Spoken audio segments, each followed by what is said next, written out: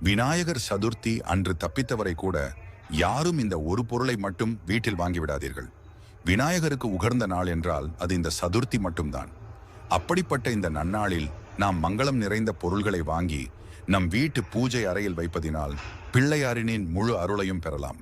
அதை தாண்டி உங்கள் பூஜை அறையை தேடி அந்த விநாயக பெருமானே வருவார் உங்களை ஆசீர்வதிக்க. ஆனால் சில பொருள்களை நாம் வாங்குவதினால் கணபதியின் கோபத்திற்கு ஆளாகி விடுவோம். அது என்ன பொருள்கள் என்று தெரிந்து கொள்வதற்கு முன்பு ஜெகதவள்ளி ரவிச்சந்திரன் சேனல் சார்பாக அனைவருக்கும் இனிய விநாயகர் சதுர்த்தி நல்வாழ்த்துக்கள். உங்கள் வீட்டில் என்றும் செல்வம் மற்றும் சந்தோஷம் நிறைந்திருக்க வேண்டும் அந்த விநாயகரின் அருளால். உங்களுக்கு முருகனை பிடிக்கும் என்றால் மறக்காமல் ஓம் விநாயகா போற்றி என்று சொல்லி எங்கள் ஜெகதவள்ளி ரவிச்சந்திரன் சேனலை சப்ஸ்கிரைப் அண்ட் லைக் செய்து கொள்ளுங்கள். பிள்ளையார் சதுர்த்தி நாள் அன்று விறகு மட்டை மண்ணெண்ணெய் போன்ற பொருள்களை வாங்கவே கூடாது.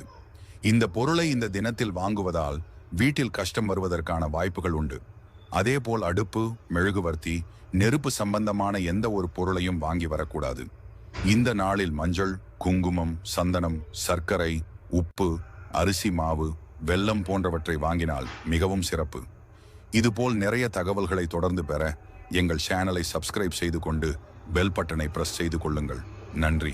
வாழ்க வளமுடன்.